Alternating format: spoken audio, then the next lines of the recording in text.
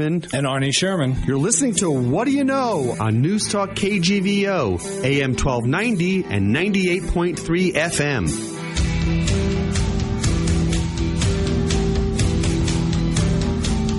Good morning, Scott. You know, I missed you last week. Where were you? I was in Savannah, Georgia. But I'm glad I'm back because we have a terrific guest today. I'm really psyched, and I know you're psyched because you know Dominic Chianese for a long time, right? Right. Tell me about your experience with Dominic. Well, I met him back in the late 90s when I was working at BMG and Arista Records, and we started working with placing music on TV shows. And we reached out to David Chase's team at the Sopranos, and we invited them down to a showcase I think we had for the Eurythmics, Annie Lennox and Dave Stewart. And Dominic and I'm trying to think who came. Dominic Chianese came, Lorraine Bracco, Michael Imperiole, Big Pussy Pompancero, the actor that played him, and Paulie Walnuts came to this event. And Dominic and I started speaking at the event, and quite frankly, we pretty much hit it off. And that started what is now almost, I want to say 17 or 18 years of a friendship. That's incredible. But you know what's amazing? You talk about the characters on the show like they were real people. And I think part of that is because the Sopranos, and for our listeners, Dominic played Uncle Junior, Corrado Soprano. That show is considered, probably one of the greatest drama shows of all time on TV. Won tons of Emmys, but I'm excited to have him on and have our listeners get to meet Mr. Chianese, and an actor and known for a number of roles, which we'll talk about him over the show. But he's also an entertainer, a singer, a musician, and you recorded and produced one of his albums. Yep, and that's how he got involved with each other, was working on music, and that's his number one passion. So watching The Sopranos was like eavesdropping on a neighborhood family. It was like looking at somebody's window and listening to it. Because putting aside the crime element, it had all of the same strife and conflict and love and loyalties and betrayals. It seemed all natural and real to me. I think that was one of the major attractions. And a character like Uncle Junior just fit in. It was somebody you felt you knew. And talk about his character going to a new level towards the last season when Uncle Junior was, adrift with Alzheimer's and dementia. This was an area of the character that Dominic only dreamed of going to. Sure. And has done some amazing things. We should talk to him about that. Because I always wondered how demented he really was and how much the character really knew what was going on. He's such a good actor. You couldn't know. Tell. You couldn't tell. He's great. Let's dial him up. Let's dial him up and get him on. I got a million questions for him. And if we're lucky, he may sing us a song. We'll see.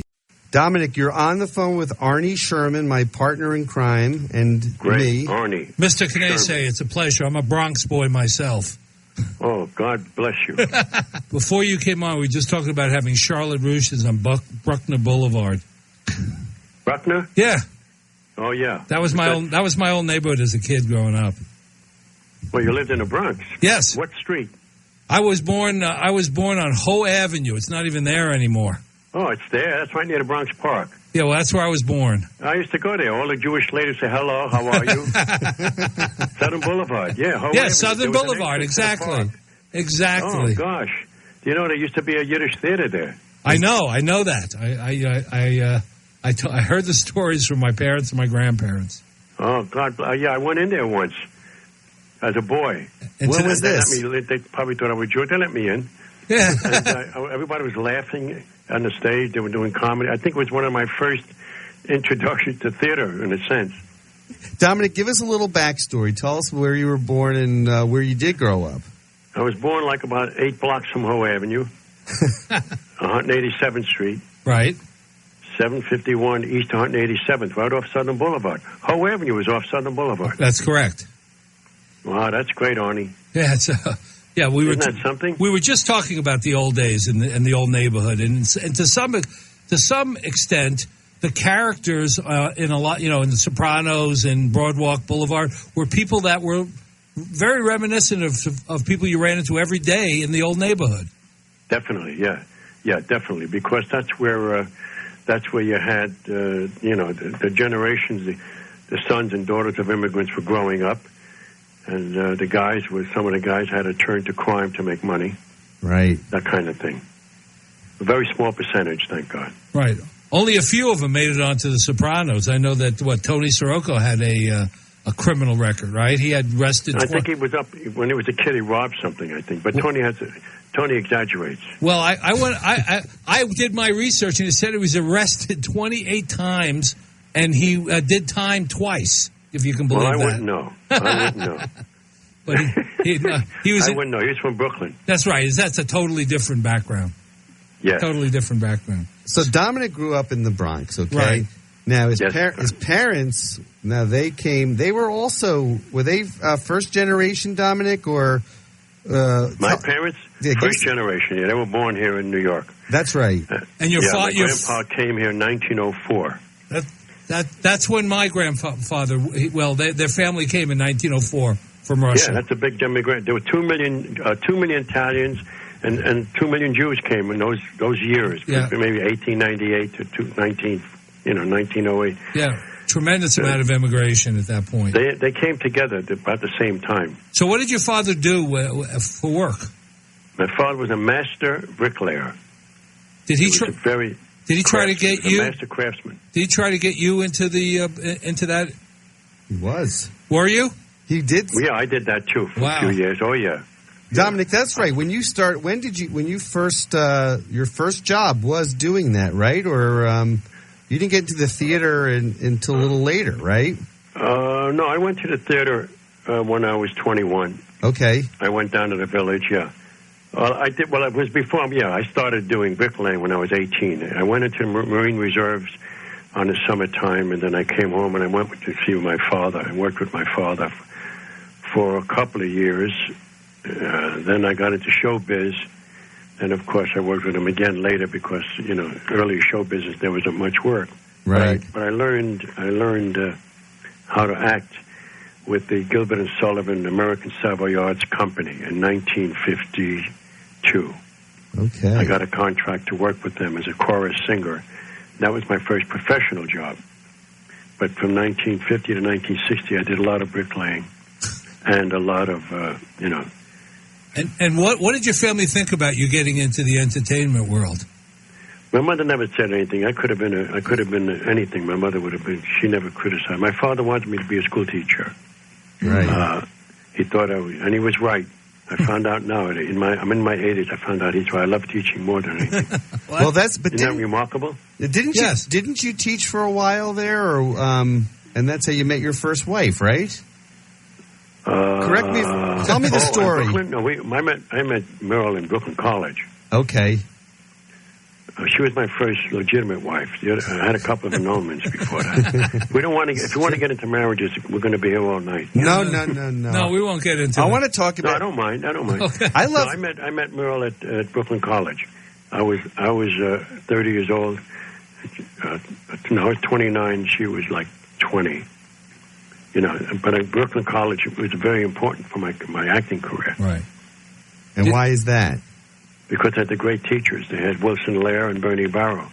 Great teachers. And they put me in plays. And I learned that I had a lot to learn, Right. Sure. And so what do you consider your big break? Was it at Oliver in 65? Was that something? He was actually, so he started acting in 1951, right? Right, doing Gilbert and Sullivan in the Village. 52. So he did 10 years doing that, and then you get into the 60s, right? And when you were in the 60s. Well, the 60s when I was living down the Village. Right.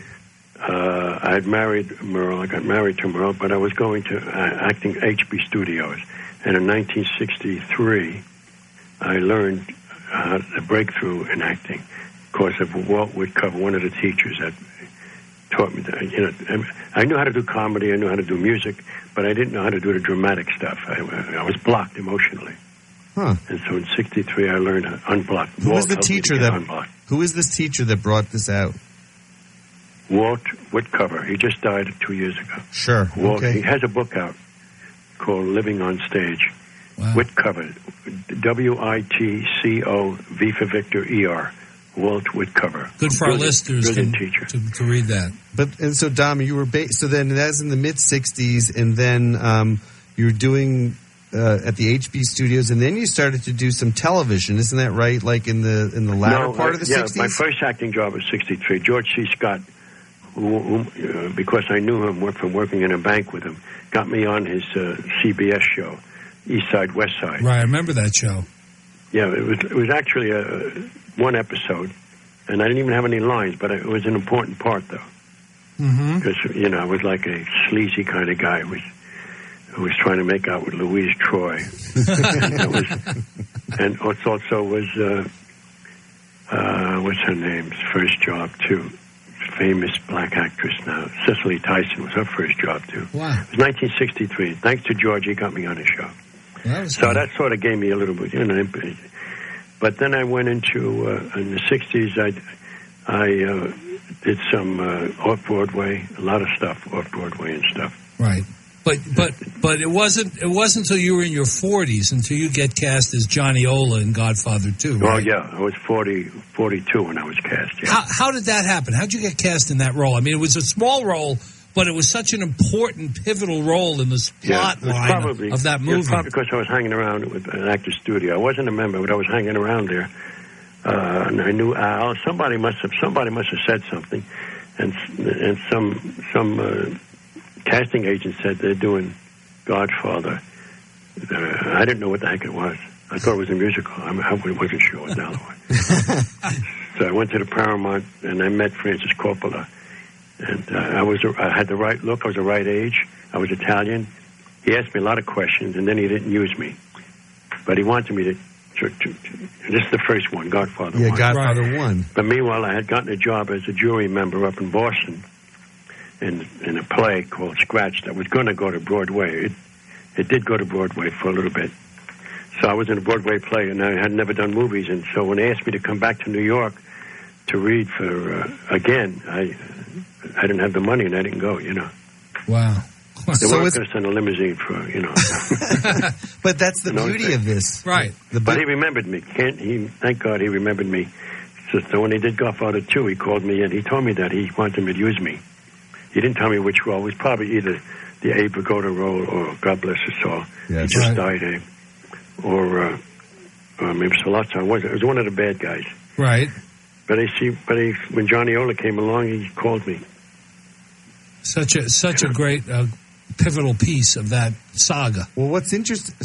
So Dominic gets that role in The Godfather. That's a huge break into movies. But the whole while, music is always part of his life, right, Dominic? Always. From the early days. Yeah, because in the 60s, I got a job. My marriage didn't work out, and I'd gotten a job at Folk City. 30s. We just did a Folk City exhibit at the Museum of the City of New York, and I'm involved with that. And so I started learning I started emceeing. Right. I got a job. Mike Porco gave me a job as the MC, and that helped me survive, and it kept me in the loop, so to speak. Sure. I picked up the guitar, learned how to, and I've always wanted to sing anyway. So it kept me going. And then the next big thing after that was Godfather, and after Godfather, things started. I came back to New York, and things went downhill for about 3 years, horrible years. My second marriage broke up, as I say. And then I got invited to the O'Neill Conference, where playwrights and actors get together every summer. And that saved my life. 1978, I went up there. Right. So that helped me, too, because that gave me a chance to work with the best actors around and with scripts, and I learned about character. And But Dog Day Afternoon was in 75, right? That was, or 74. That's after Godfather. That's when I came back. I didn't, but if I had to do it over again, I probably would have gotten a good agent or something, But I had a very good agent, Jeff Hunter. He was a great agent. Right. Jeff, I think, just finally is retiring from. But I was really into a lot of things. Right. So you were in two movies. I'm curious. You were in Godfather 2. You had a pivotal role that was related to Fredo, and that was John Cazale. In Dog Day Afternoon, you played Al Pacino's father, right? Sonny's father. Yeah, well, Al got me. Al was very big in my life because he got me to meet Sidney Lumet. Sidney took one look at me, and I looked older then than I do now. And he said, "You can play Al's father." And he had this wonderful line in the show that said, "Why rob a bank when you got a sucker for a mother?" Right. You know. But John Cassell was in that. Did you get? He's always was an interesting actor to me. He had a very short career, obviously, because he passed away too young. But what kind of, as you interacted or saw him perform, what kind of vibes did he set off? He looked to me to be a very intense guy. I didn't have any scenes with, believe it or not, even though we were related character-wise. Right. I never had any scenes with Johnny. But Johnny came up to me one time when he was walking with Meryl Streep in the Village, and he introduced her. I said, hello. She was at Yale or something. And he said, Israel Horovitz wants to talk to you. He wants you to do something. I said, well, why don't you do it? He said, I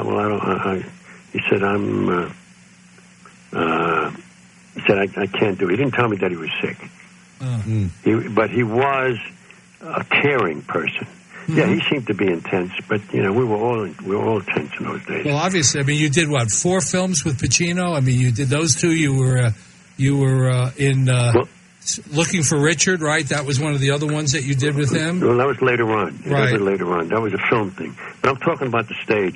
Working with Israel Horovitz in his trilogy at the studio was really big in my life because it gave me a chance to prove that I could act, to myself and to others, and that was important. Was it more rewarding to be on the stage and having the live audience than doing the movie and TV?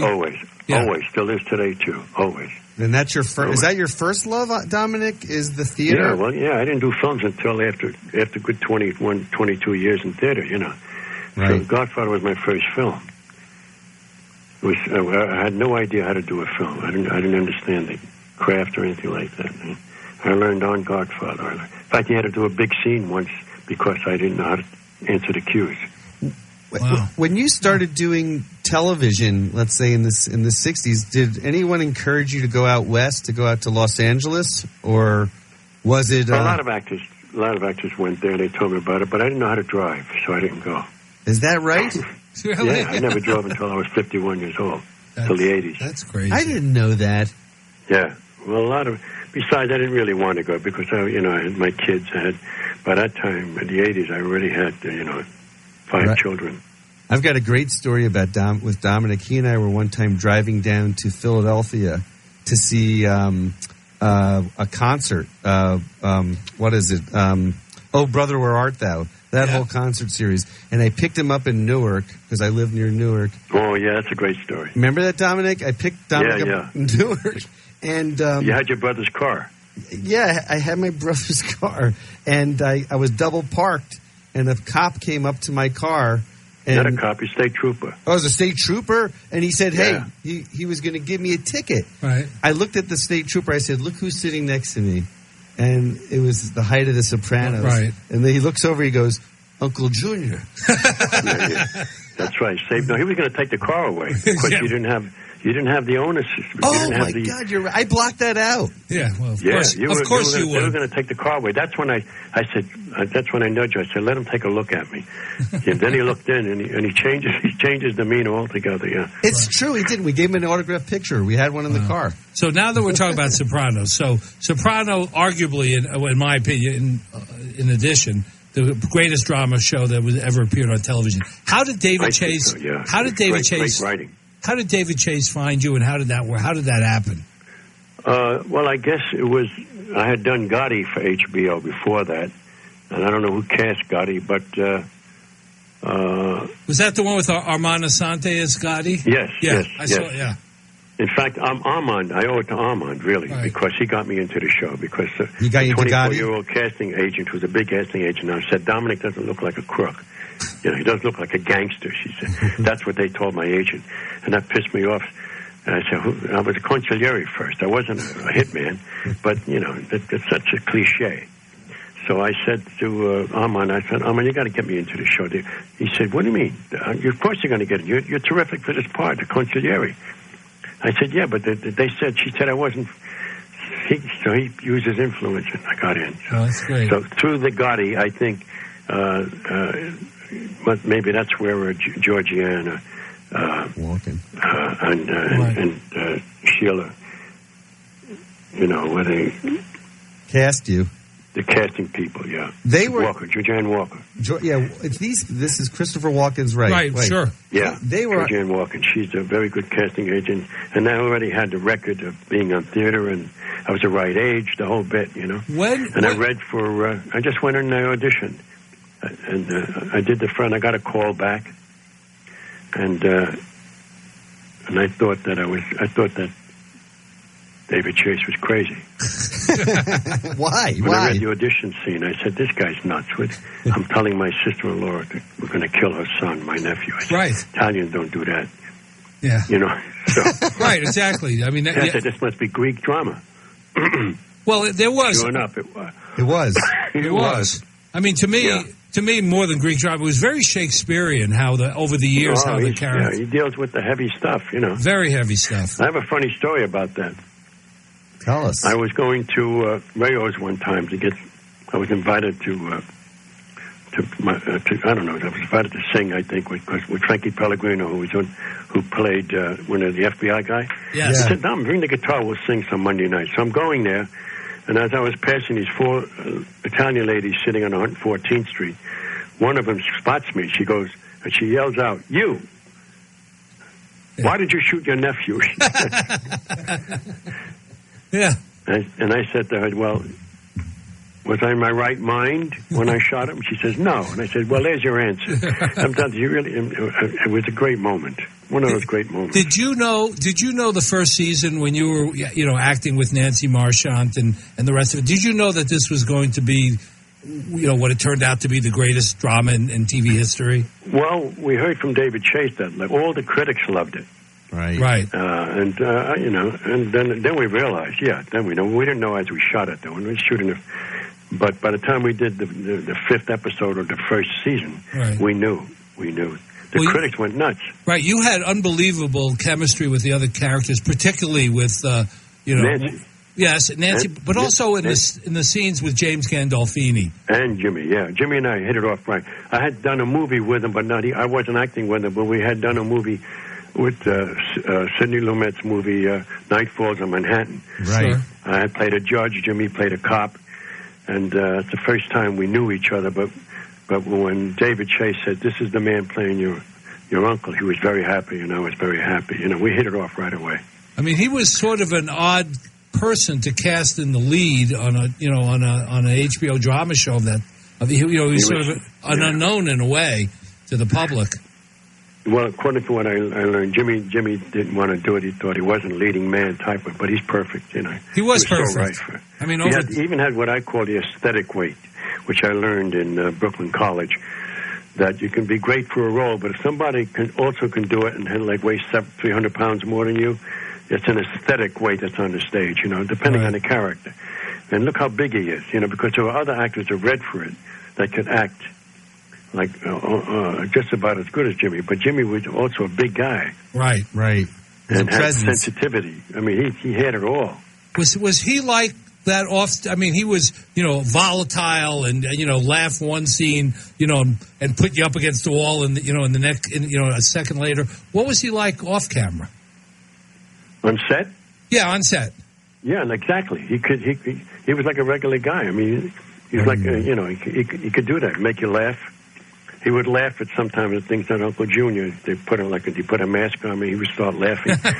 he kidded around, but he always came through when it came to the scene. It wasn't even like acting, working with him and with Nancy. I mean, she was so natural with me. We just loved each other. You were so bad. We never had to say a word to each other. Scheming to kill your nephew. But hey, Dominic, so it's so interesting. So Edie Falco too, right? I mean, just somebody who literally embodies the character. You guys were so... I mean, that's what was so famous about this show, is that they embodied these characters in such a way that... Well, David Chase had to mix people up that, that had acted, that, right. And then he brought people on like, Van Zandt, who hadn't performed and never acted before. To play, right, but it works. It works. It all works. It works if the person does do what they want to do. It's stereotypical stuff, but it worked. I mean, almost every single character. They even had Frankie Valli was a character on the show. I mean, they're not going to give Valli a long monologue. You know what I mean? You know what I'm saying? But Jimmy and Nancy and Edie and Michael and Pelican, they carried the show. Right. They carried the show. Well, I don't think you should. I think some would say that you carried the show. Yeah, I mean, you that were is pivotal.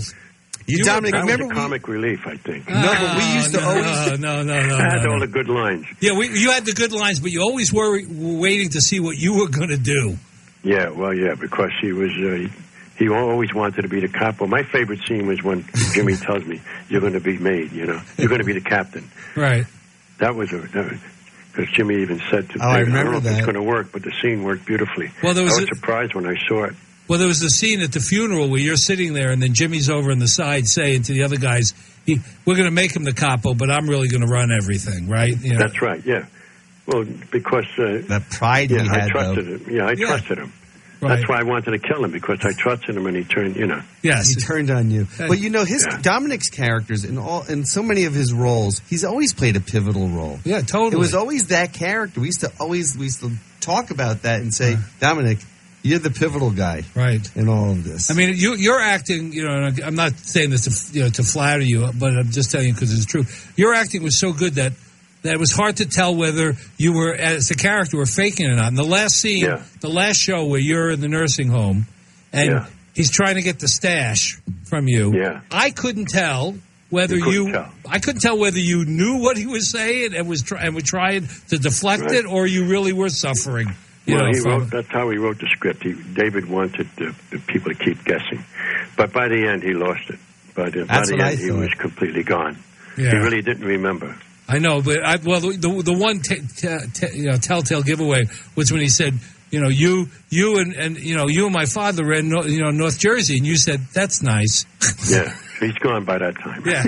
He had a great sense of humor. Yeah, so David has a great sense of humor. You're Uncle Junior for 6 seasons. I mean, that gives you a lot of hours, to develop a character. Was there an inspiration for Uncle Junior's character for you? Was it modeled after somebody, or did it just, develop over time? I think it came because I think I used my own roots of the Bronx.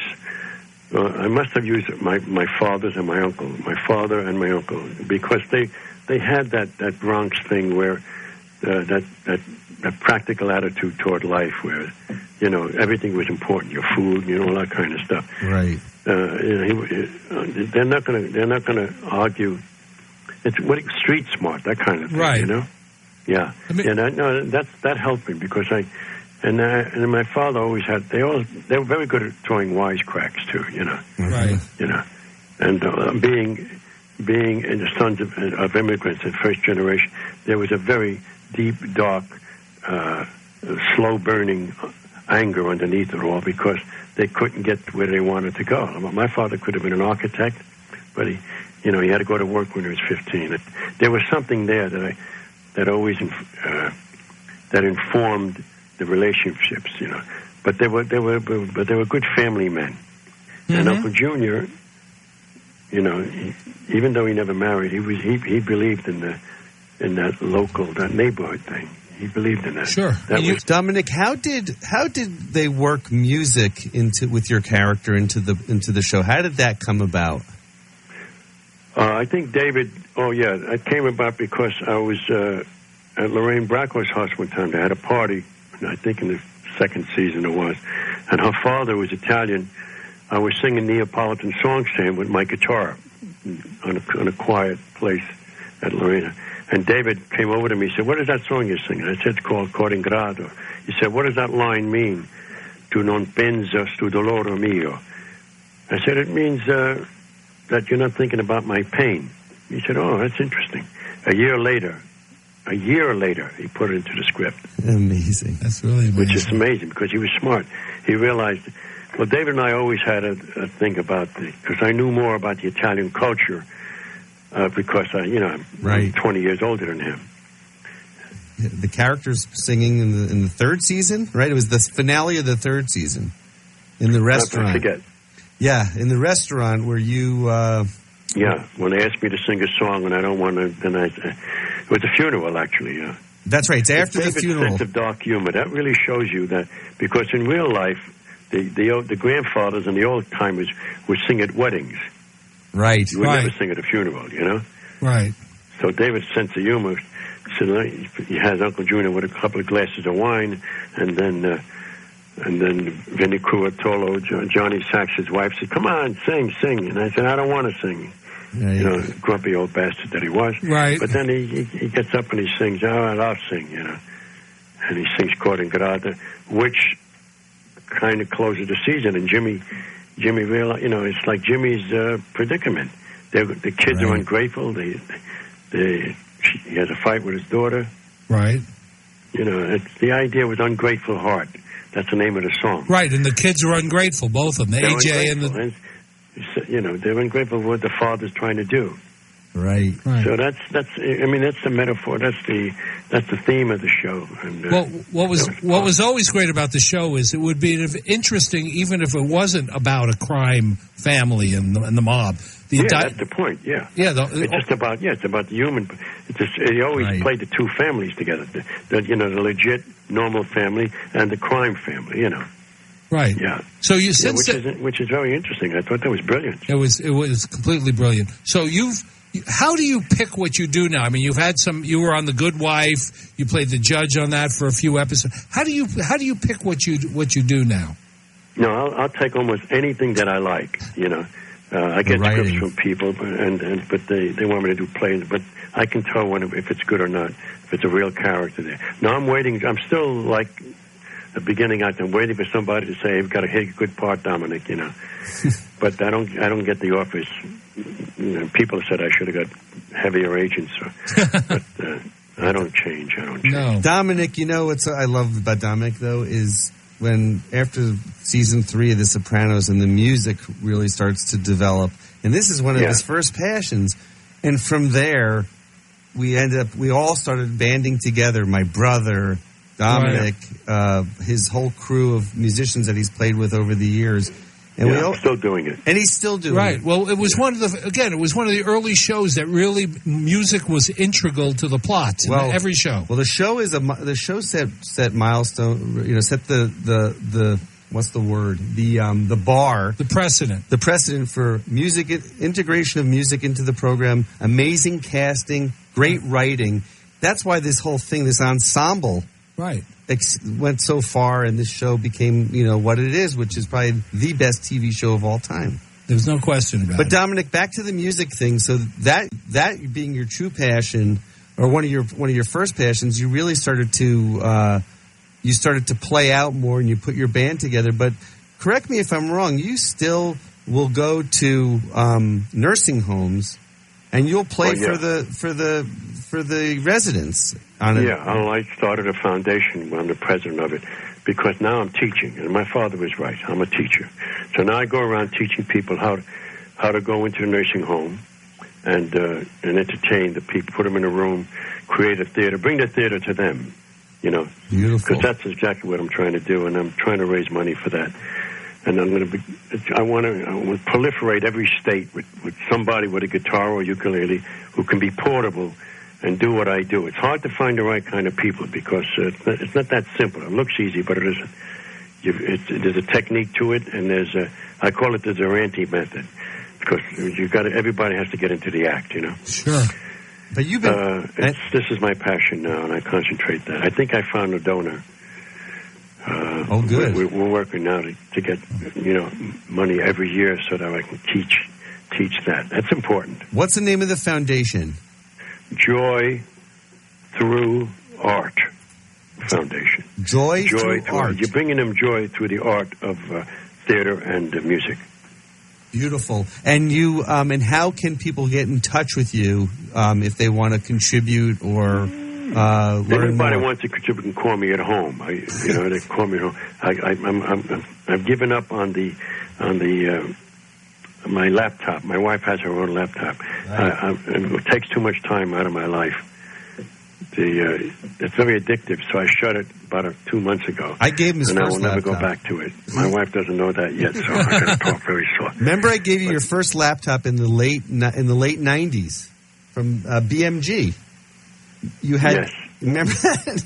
He was going on AOL. Right. He had an AOL account. He had an AOL. No, I don't have an email anymore. If they want to get in touch with me, they can call me at home, and I'll tell them where to send a check. All right. Well, tell us the address, first of all. So Joy Through Art Foundation. Joy Through Art. It's on 1441 Broadway, suite number 3090. New York, 10018. Joy Through Art Foundation, Incorporated. And if they want to talk to me and tell me that they sent a check, I'd be happy to give them my home number, the one you're just calling now.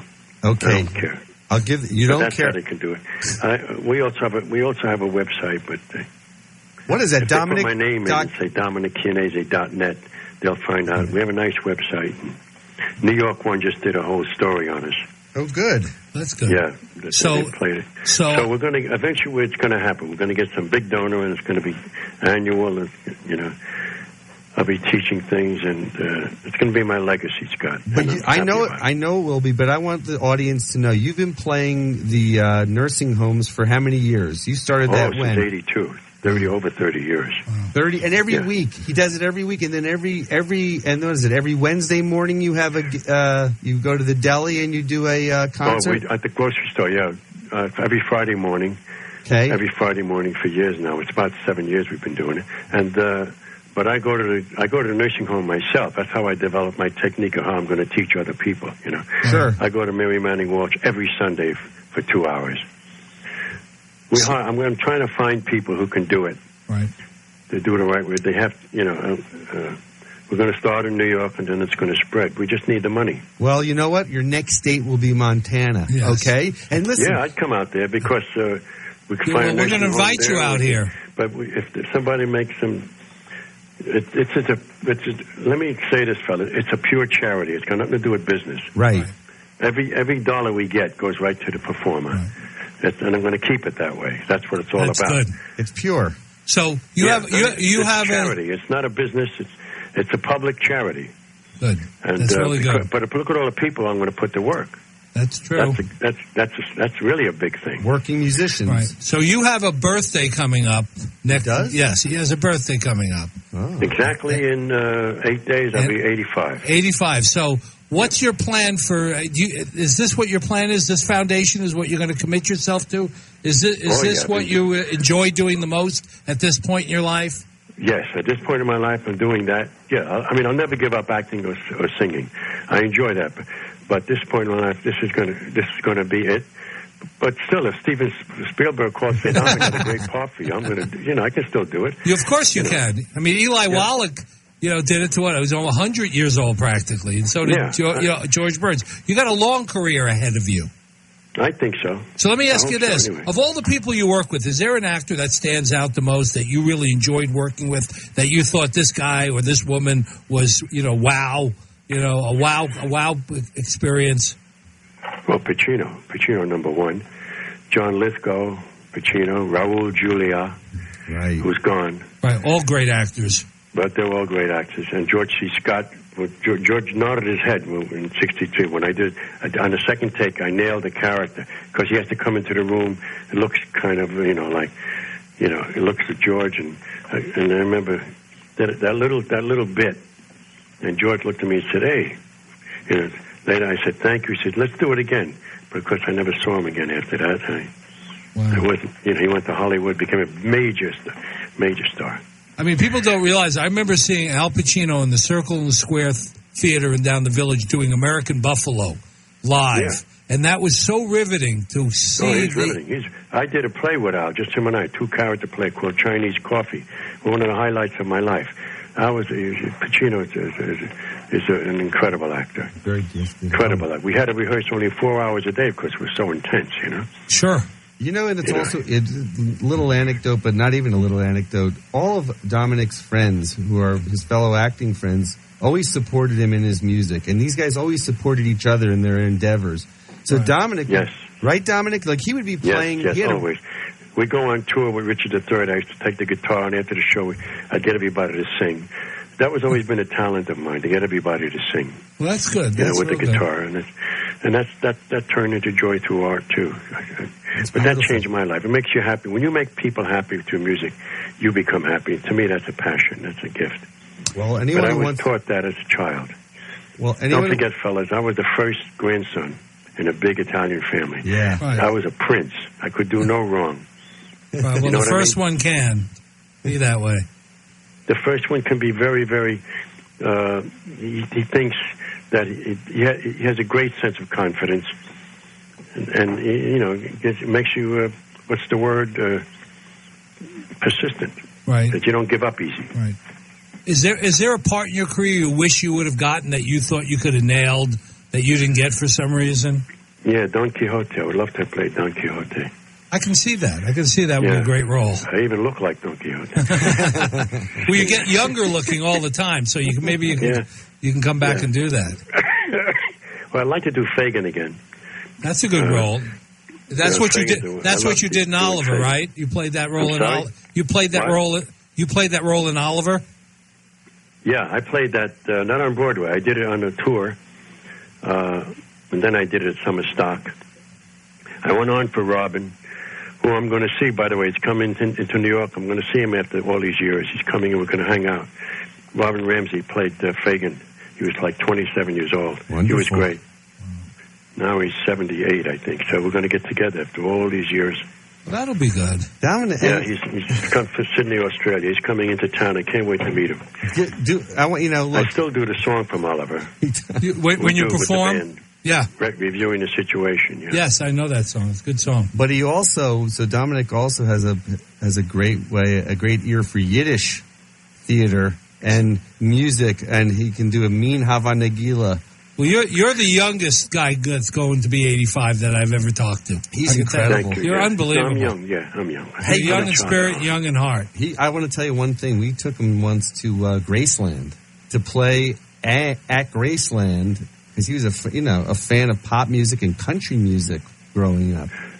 Yeah, I sang at the Grand Ole Opry. And he sang at the Grand Ole Opry. That's fantastic. Country music is his thing. Dominic, you know what? We have to come out here, and you'll do it on behalf. I want to get on the radio. You're kidding. Radio is my thing. My father spent 80 hard-earned bricklaying dollars in 1943. I was 12 years old, or 14. It must have been 45. Because somebody on Broadway said, "Did your son want to be on the radio?" My father, and so I went down. My father, and it was a scam, really, basically. It didn't work out, but I've always said someday I want to get back on the radio and dedicate this to my father. So I called up somebody at Sirius Radio, and they think I just want to be on a show. No, I would love to do radio. Right. You'd be perfect for it. I really would. You really would. He should have his own show right. and he could do a 2-hour show where he actually curates music that he grew up with and that he loves, and even new music that he loves. One question though, so country musicians love him. Everyone knows him, right? So when he used to go down to Nashville, they all knew him from the Sopranos. Right. So where are you performing next, so people can go see you live, sing and perform? Well, I'm going to be at the Friars Club March 1st. We're doing a little show there. Great. At the Friars, terrific. a bunch of Friars. I'm writing it up and doing a show. I'm doing some singing and teaching and coaching some of the younger actors. Dominic, I'm keeping busy, fellas. That's the secret. He's keeping very busy. Dominic introduced me to Abe Vigoda when I used to go with him to have lunch at the Friars. And Abe Vigoda. Yeah, what a sweetheart. How old was he? Was 94, right? He just turned. He would have been 95. We have the same birthday, February 24th. Wow. Yeah. Two great characters, Tessio and Fish. Yeah, the Fish. Yeah. Dominic, I'm going to Florida tomorrow to see my dad. He's 89. It's his birthday. Where is he? What part? Boca. He's in Boca. I may be going down to Miami for this donor we may have a big benefit down there to make some money for the thing.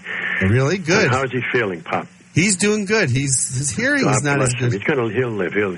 He's a tough guy, your father. I know, but when you go down there, thank you. When you go down there, let me know and let Danny know. Danny's my brother. I know your brother. I will. Yeah, I'll know. I may go to Miami, because we're going to do a benefit this year. I know that. You know what, they're going to raise some money for me. This guy's in the hotel business, and he's going to raise some money for Joy Through Art. So everything is happening right. Well, good. This has been such a wonderful conversation. I feel like we caught up. I'll come out to Montana. If the station has enough money to pay for my way, I'll come out there. We'll get you. No, that's what we're going to figure out. We'll get you here. Transportation. Yeah. Put me up for a couple of years. I'd love to come out there and maybe, how country music started. Country music started in 1927 because of the radio, Of course. Right. I used to listen to it with my father when I was a child, lying on the floor listening to WSM coming from Chicago or someplace. Yeah, AM. Right, AM radio. So I'll come on as Uncle Junior, the cowboy singer. Dominic, we'll get you out of here. I talked to Danny. The Bronx Kid, Arnie. The Bronx Kid. Let's do it for the Bronx. You and I can do it together for the Bronx Bombers. You sing, Arnie? Not really. But you know what? You love Arnie because Arnie's my neighbor. Too. I whistle very good. Willie Nelson always calls me to whistle. Let me call you sweetheart. That's a good one. I really whistle it. You want to give a little whistle? You give us a little whistle and let me call you sweetheart. We're going to put you on the spot.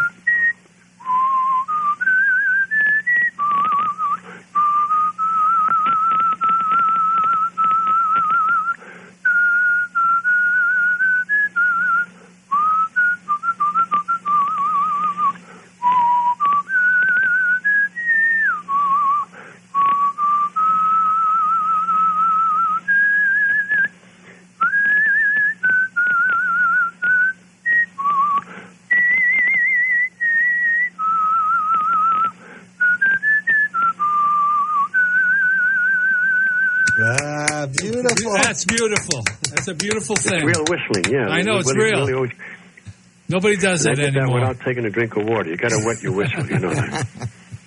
Well, this has been wonderful. Dominic's foundation Thank you. is Joy Through Art. You can contribute to Joy Through Art by sending a contribution to 1441 Broadway, Suite 3090, New York, New York, 10018.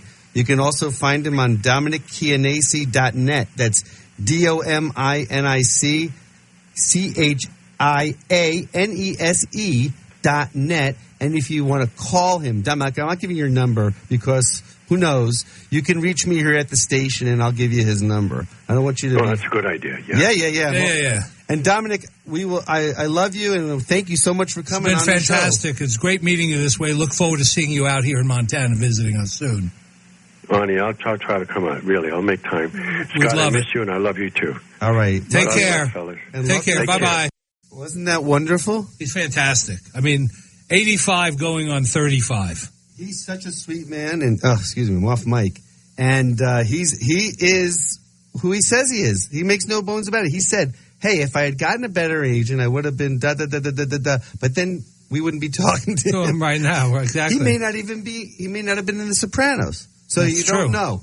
That's true. One of the great characters of all time. One of the nicest guys you could ever talk to. As you know him for last 18 years. Terrific guy. I can't wait for him to come here, and we'll send him up. We'll do a whole big country thing. The country meets the Bronx. He'll stay with us. We got to get him a radio show. He'd be great. He has such great stories. He remembers everybody, and he knows everybody. He knows everybody, and you guys have a kindred spirit. You've connected even before you've met. Well, that was because of you.